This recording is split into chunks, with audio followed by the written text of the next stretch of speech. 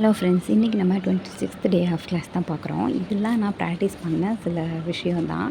அதெல்லாம் உங்களுக்கு நான் ஜஸ்ட்டு ஷோ பண்ணுறேன், ஓகேவா? இது நான் ஒன் டைம் சும்மா ப்ராக்டிஸ் பண்ணி பார்க்கும்போது வரைஞ்சி பார்க்கலான்ட்டு வரைஞ்சது. ஓகே, இன்றைக்கான கிளாஸ் நம்ம பார்க்க போகலாம். இன்றைக்கான கிளாஸில் நம்ம என்ன பார்க்க போகிறோம்னா யானை டிசைன் தான். யானை டிசைனில் எப்படி நம்ம ஒரு ஃபர்ஸ்ட்டு ஸ்டார்ட் அப் டிசைன் எப்படி உருவாக்குறது நான் பார்க்க போகிறேன். பார்க்க போகிறீங்க, ஓகேவா? ஒரு லைன் ட்ரா பண்ணிக்கணும். லைன் ட்ரா பண்ணிட்டு சென்ட்ரு லைன் மார்க் பண்ணிக்கணும். இந்த லைனுக்கும் கொஞ்சம் சென்டர் லைன் எதுன்னு கண்டுபிடிச்சி அந்த சென்ட்ரல் லைன்லேருந்து ஒரு இன்விசிபிளான நம்மளுக்கு மட்டும் தெரிகிற மாதிரி ஒரு லைன் ட்ரா பண்ணிக்கணும், ஓகேவா? ஆப்போசிட் டைரெக்ஷனில் ஃபேஸ் பண்ண மாதிரி ஒரு 2 எலிஃபெண்ட் நம்ம இன்றைக்கி வரைய போகிறோம், ஓகேவா? அந்த 2 எலிஃபெண்ட்டும் கொஞ்சம் அந்த மாதிரி ஃபேஸ் பண்ண, அதாவது ஆப்போசிட் டைரெக்ஷனில் ஃபேஸ் பண்ண மாதிரி ஒரே சைஸில் வரையணும். ஸோ சைஸ் உங்களுக்கு மெஷர்மெண்ட் வைக்க தெரியலை அப்படின்னா கொஞ்சம் பார்த்து வச்சுக்கோங்க, ஓகேவா? ரெண்டுத்துக்கும் அந்த 4 ஹேண்ட் டிசைன்ஸ் நான் ஏற்கனவே சொல்லி கொடுத்துருக்கேன்.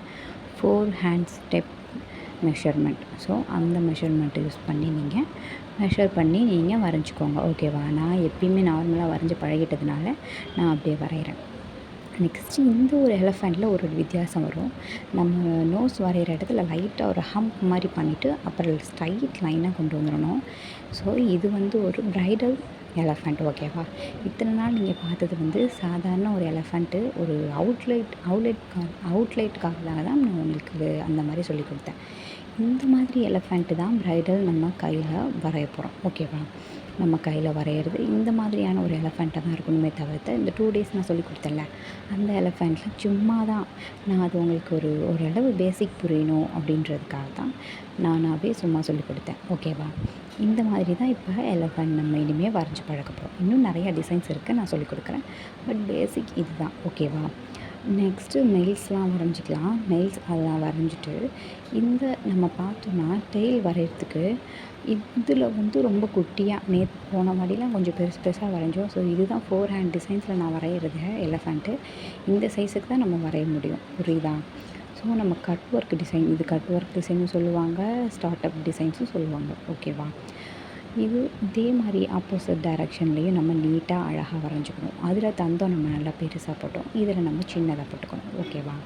தந்தம் அது ஓரளவு நார்மலாக, ரொம்ப சின்னதாகவும் போட்டக்கூடாது. நான் போட்டிருக்க சைஸே நீங்கள் போட்டுக்கோங்க, ஓகேவா? நெக்ஸ்ட்டு நம்ம எலிஃபெண்ட் வரையும் போது ரொம்ப முக்கியமானது, கொஞ்சம் மிஸ்டேக் பண்ணுறீங்க கேர்ள்ஸ். எதில் தெரியுமா? அந்த வாய் இடத்துல தான்.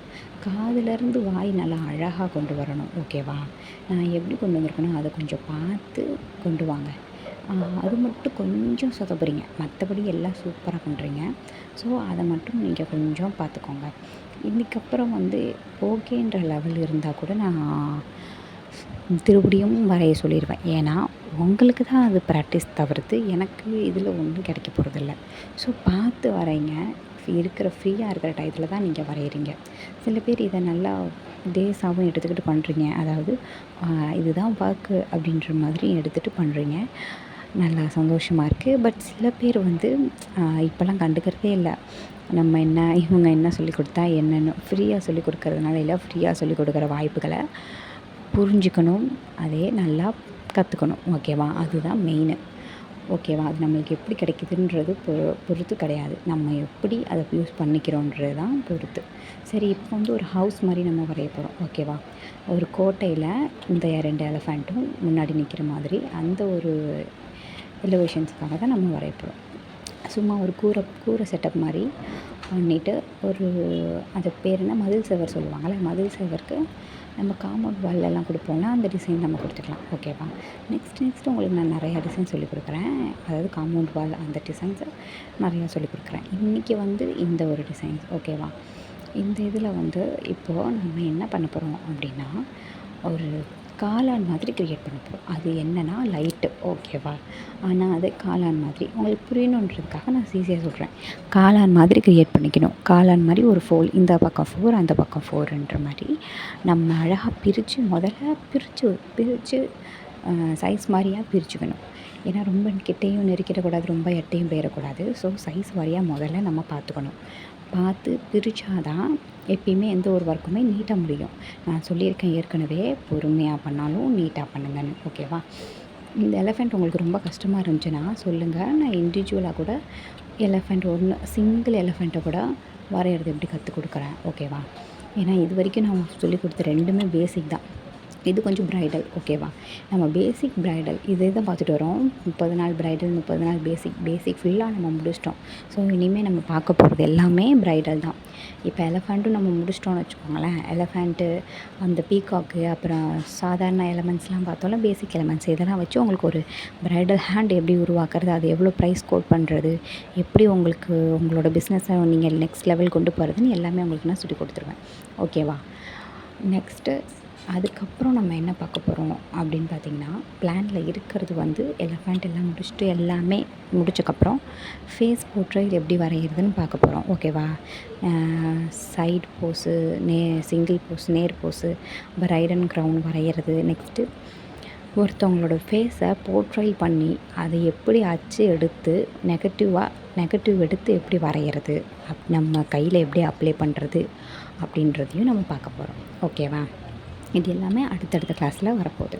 சரி, இப்போ வந்து இதை நம்ம எப்படின்னா ஒரு திலகம் ஷேப் மாதிரி உருவாக்கிக்க போகிறோம். திலகம் ஷேப் அது மாதிரி நம்ம ஒரே அளவாக உருவாக்கிக்கணும்.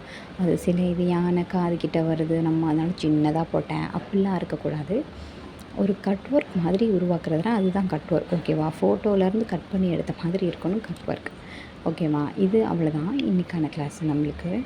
ஓகே, நெக்ஸ்ட்டு கிளாஸில் நம்ம பார்ப்போம். நெக்ஸ்ட்டு கிளாஸில் என்ன பார்க்க போகிறோன்னா எலஃபண்ட்டு தான். எலஃபண்ட்டு எப்படி ஒரு 2 டைப்ஸ் எலஃபண்ட் மட்டும் பார்த்துட்டு நெக்ஸ்ட்டு உங்களுக்கு நான் ஃபுல்லாக ஒரு கைக்கு எப்படி வரைகிறதுன்றதை நான் உங்களுக்கு சொல்லித்தரேன். ஓகேவா? இந்த கையில் நம்ம வந்து எப்பயுமே வந்து ஒரு எலஃபண்ட் வரையும் போது ஒரு நெகட்டிவ் அந்த ஒரு கொடுத்தோன்னே சூப்பராக இருக்கும். ஒரு மாதிரி நெகட்டிவ் ஃபீல் மாதிரி கொடுக்கணும். நெகட்டிவ் ஃபீல்ஸ்னால் ஒரு ஷேடோ உருவாக்கணும். ஓகேவா? ஷேடோஸ் உருவாக்கும் போது இன்னும் அது பார்க்க கிராண்டாக சூப்பராக தெரியும். ஸோ நான் உள்ளுக்குள்ளெலாம் டிசைன்ஸ் கொடுக்கல. நீங்கள் வேறு ஏதாச்சும் எலஃபண்ட்டுக்கு டிசைன் அந்த உள்ள கட்டை மாதிரி போட்டிருக்கேன்ல கட்டம், அதில் ஏதாச்சும் நீங்கள் டிசைன்ஸ் கொடுக்கணும்னு விரும்பினா கூட டிசைன்ஸ் கொடுத்துக்காங்க. ஓகே காஸ், நம்ம நெக்ஸ்ட் கிளாஸில் பார்க்கலாம். பாய்.